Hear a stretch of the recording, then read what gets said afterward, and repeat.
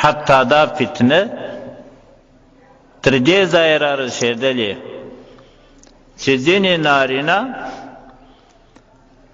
ځانونه د ښځو په شان جوړوي او ځینې ښځې د نارینه‌وو په شان ځانونه جوړوي.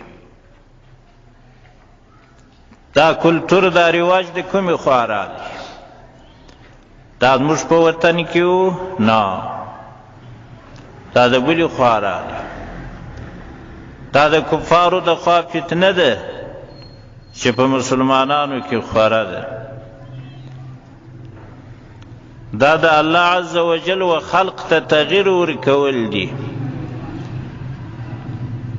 هغه احکم الحاکمین ذات چې نارینه پر کوم صفت پیدا کړي ته دا هغه صفت نه دی خوښ. دی غواړي چې ځان د ښځې سره مشابه کړي او هغه صفت چې الله پاک بیا ښځه ورباندې پیدا کړي هغه بیا د ښځې نه دی خوښ.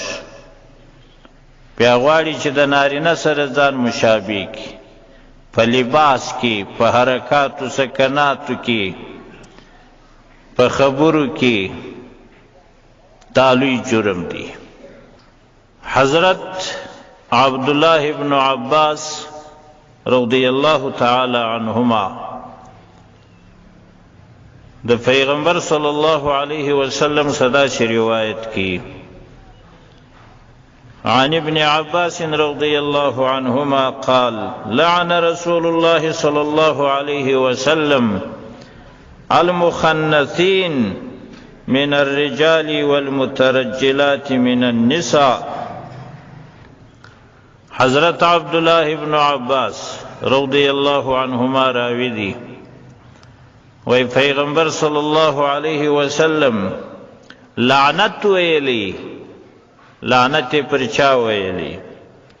المخنثین من الرجال.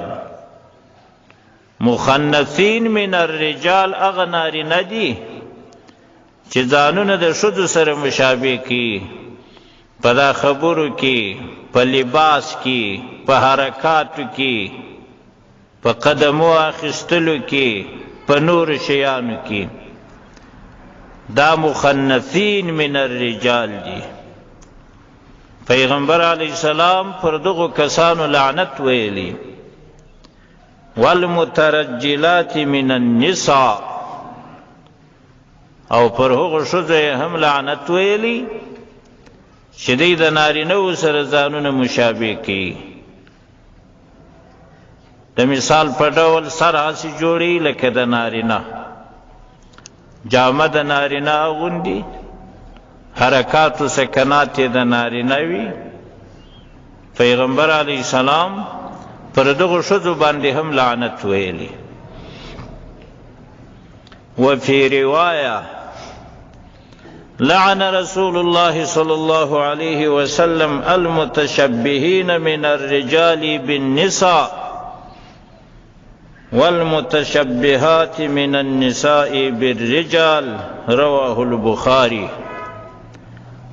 پیغمبر صلی اللہ علیہ وسلم لعنت ویلی پر هغو کسانو، پر هغو نارینه‌وو چې د ښځو سره ځانونه مشابه کړي، او پر هغو ښځو یې لعنت ویلی چې د نارینه‌وو سره ځانونه مشابه کړي.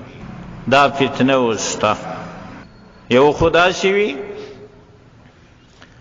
چې د یو چا خلقت هم داسې وي، طبیعت کې الله پاک داسې پیدا کړی وي چې آواز یې ښځې ته ورته وي، د ښځې سره مشابه وي. خو په دې کې ملامت نه دی. خدا چې یو سړی را ولاړېږي قصدن تاسې حرکات کوي لکه ښځه، تاسې لباس اغوندي لکه ښځه، تاسې قدمونه اخلي لکه ښځه، تاسې خبرې کوي لکه ښځه.